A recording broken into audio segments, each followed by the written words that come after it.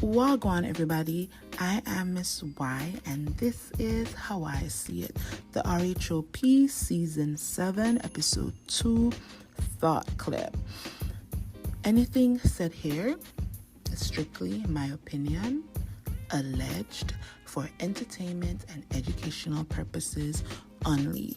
If you are listening via the Anchor FM app and you love my accent and my perspective, please share the link to my station and to this episode. Or if you're listening via YouTube, like, comment, share, and subscribe. With that said, get ready to hear me out.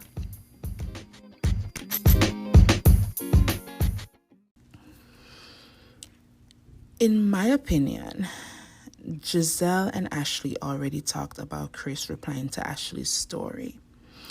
And how I see it, Gizzelle got to thinking, here's another opportunity for me to stir the pot and keep the spotlight off the things going on in my life by using this DM situation with Ashley and Chris to validate a story that I'm trying to spin that Chris made me feel comfortable. That's basically what Gizzelle did. She was trying to produce a scene. She's trying to produce a storyline. This narrative that Gizzelle is puts on a producer hat, I think has gotten to her head. And so she's spending a lot of time trying to curate storylines for the show, which is coming across at this point very transparent. But I digress. Watching episode 1, right, we would think that if Gizzelle felt that uncomfortable in regards to Chris, that she would not have been all up on him at Karen's party. I mean, even when Chris was trying to walk away when they first entered and, they were greeting everybody, I recall Gizzelle, before Chris could even walk towards her, she stood up. She walked towards him. She leaned in for that hug. Her face was so bright. She was so happy that Chris was around. And while that man was trying to walk away because he was very uninterested with being on camera and talking to these ladies, he was trying to go over to the bar to stand and drink his Red Bull. She was holding on to him like she was the host, telling him there were signature drinks and blah, blah, blah. So you'd think that if she was that uncomfortable, that wouldn't have happened, but it did. And also when we look at this episode, the continuation from last week, when Chris and Candiace were both ready to leave, we're both getting ready to leave Karen's event, Gizzelle once again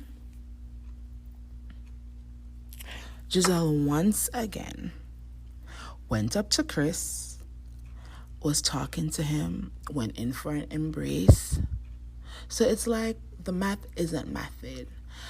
And for me personally, if I feel like, a little boundary was crossed, innocent or not, I'm the type of person that's going to make it clear that no, I have a boundary up because something happened that made me feel uncomfortable. And watching episode 1 and watching episode 2 and seeing Gizelle's interaction with Chris, even when he looked like he was uninterested, it makes me feel like, as I said before, Gizzelle is trying to produce, and at this point it's getting messy, right? I can give it to Gizzelle that the optics of a married man leaving her hotel room in the middle of the night or whatever time it was after hours would have looked bad had the wrong messy person seen.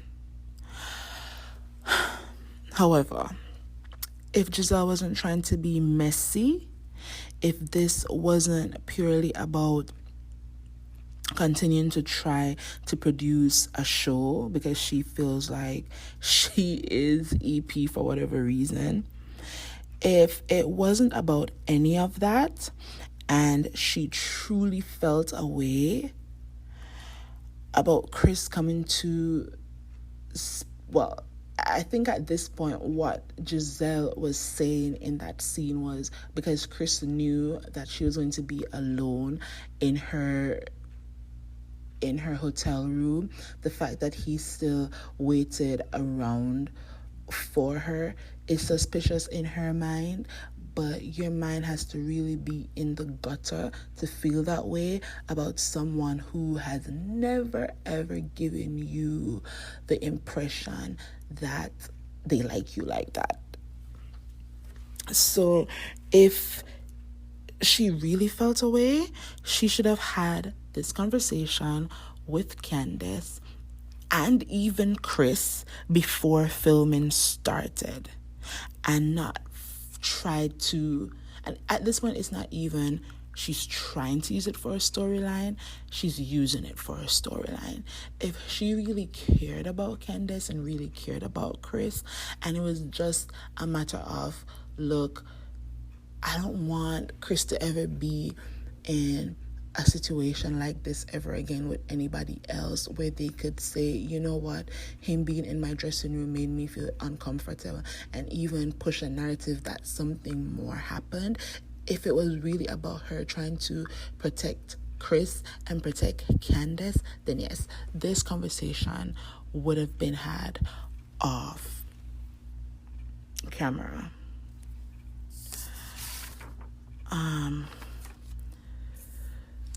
So, yeah, to position the conversation like he for sure was trying to test the waters to see if she'd be up to creeping around with him is literally, in my opinion, Gizzelle projecting all her past trauma from her relationship with the pastor onto Chris. Yes, a lot of men will try it. A lot of men have tried it with women by going through these same loops. But I honestly don't think that was Chris's intent that night. And shout out to Robin for clocking the BS and for trying to shut it down.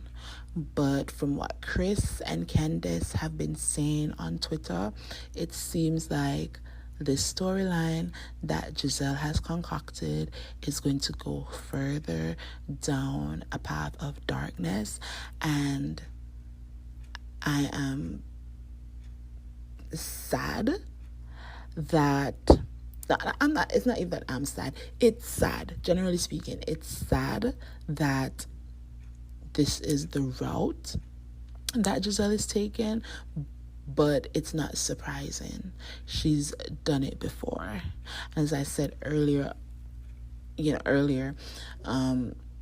it's becoming very transparent. Like you are seeing the same MO season after season. She's not even trying to switch up her approach.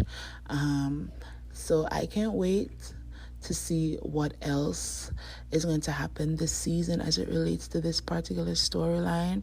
Candiace clearly isn't having it. Chris isn't having it. And I am so happy that she is coming. She's about to go head to head with Candiace at the reunion. And that's specifically what I can't wait for.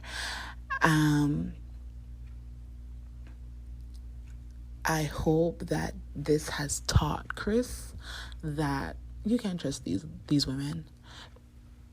I want to swear up and down for Robin because she's being the voice of reason, honestly. But for everybody else, Chris, you can trust them. They're not your friends. They really don't care for your wife. And so, as Gizzelle is showing, they will go to messy ass lengths to F with Candiace.